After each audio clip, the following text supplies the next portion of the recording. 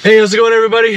Tall Tesla guy here. So it finally happened. We crossed about 40,000 miles, and now this is some sort of back of the napkin math for me. So our first car, we had about 15,000 miles on it when we sold it during the used car kind of I don't know, mountain peak, and then we got the new one, and now we're at 25,000 miles. So about 40,000 miles with a Tesla. I wanted to kind of reflect a little bit, talk about some of the things like I don't know, actual cost to own it versus you know, a gas vehicle, you know, some of the other things that I love about the car, and then just sort of reflect a little bit. So we're going to get into all that today and talk about a couple of new exciting things that are coming from Tesla. So sit back, relax. You guys are watching the Tall Tesla Guy.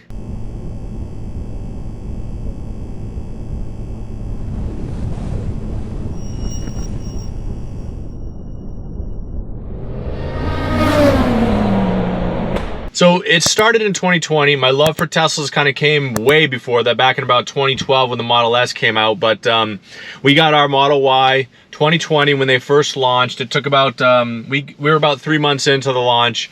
About July of 2020 we ordered ours. We actually got it in September. At that time 2 months was a little bit crazy of a wait, but in hindsight it would have been nice.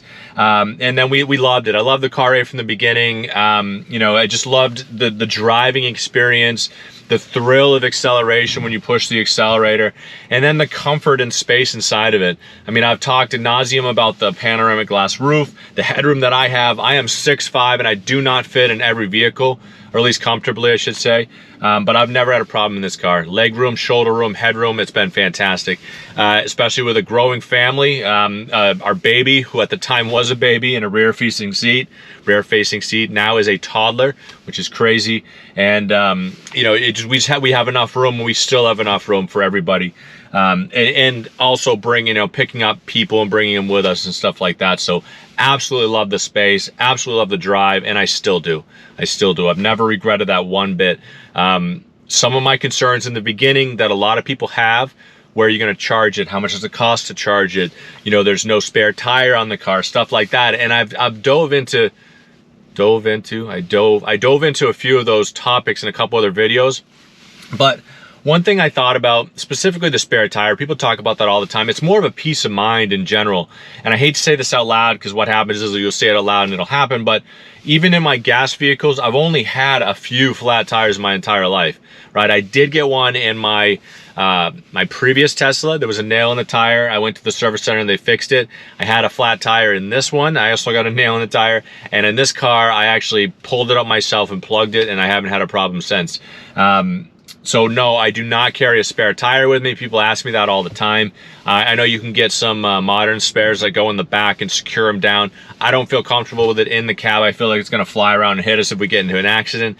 And in general, I just don't have I've never had a need for it, I guess. I do not live in an area that has a service center, but I'm not too far from one. About an hour and a half, I could be there. So, and that area is where we go for trips and things anyway. So if I was in need of it, I could get it and find it. Now, not to say that the Tesla service centers are perfect or anything like that. In fact, that would probably be on everybody's list as a typical problem with Tesla. Their service centers, the cost to fix it, you know, if something breaks on it, all that kind of thing. But I've never had a problem with it. I used the service center when we lived in Ohio. I did not have an issue with it, and it's one of those things that I feel like no matter what, it's expensive. If I bring my gas vehicle to Ford, for example, they try to charge you for everything. Everything is expensive there. It's not like Ford tires are free or anything like that. So in that sense, I haven't noticed that much of a difference between a gas vehicle and this vehicle as far as maintenance costs go. I know that there is 0 yearly maintenance in this car other than putting in windshield washer fluid, but no oil changes, anything like that, obviously. But for the most part, in general, you know, my service center experience was great. I didn't have a problem with it. But I know some people do, and I know some people talk and you know, complain about that kind of thing. On the other hand, you know, where you charge, how much it costs to charge, how often you have to charge is something I worried about more in the beginning than I did as soon as I had the car. You get 330 miles of range in this vehicle, at least the Model Y version that I have, and that's going to be more than enough to get me wherever I need to go 95% of the time, right? And I'll say that because I used to drive to the office every day and back, and it just I plugged in at home. and I'd wake up in the morning and I'd have a full charge, which was a good thing for me. And, you know, it made me feel like I could go wherever I needed to go, even though in reality I was only using 20% of the battery a day, maybe something like that, because I had about an hour commute. But now I do not, and honestly, I can charge maybe every 4 or 5 days, which, if you compare it to gas vehicles, and I had a car that was really fuel efficient. It was a gas vehicle, but it got me about 35 miles per gallon, though it cost me about $50 to fill it up, and I had to fill it up once a week. In this case, I charge it, and I charge it, you know, when I get down to 30% or whatever it is, because I'm not driving every day, and it's like, it's a considerable amount cheaper. If I was to go to a supercharger and charge, it'd be about $15. They actually have destination chargers at the place where I'm living now, which is super nice.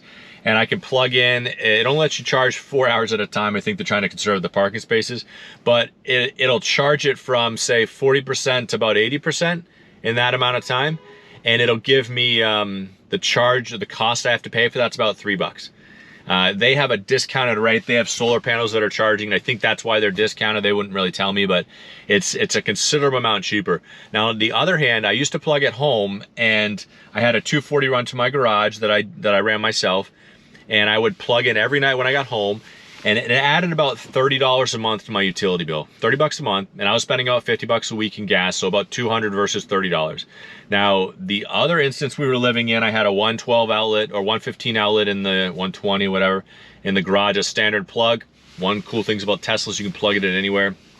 I used to plug it in there. It only gave me about 3 miles per hour of recouped range, but for the most part, it was enough to get me where I needed to go. And then I supplemented it with superchargers, and that didn't really add anything. It was about as much as like a regular light, leaving a light on, which was great. So cost of ownership, zero maintenance yearly. It's all supercharging. It's all charging and plugging at home. So plan on about 30 bucks a month if you have a 240 run in your garage, which I always will if I'm living in a house. So, you know, in hindsight though, I've loved just about every part of the car, every bit of it. It's so comfortable for me. I can't get past that. I can't get past the thrill and enjoyment of driving it.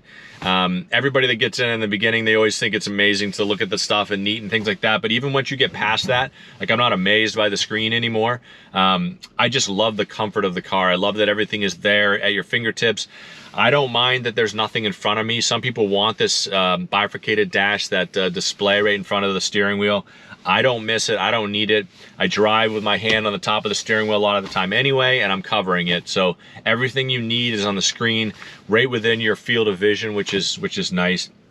And even little things like the accessories. And I know they're not all Tesla accessories, but there's 1,001 companies that make them. Some of them are good, some of them are not. In fact, if you check out a few videos, I've got some of the accessories that I actually enjoyed more than anything.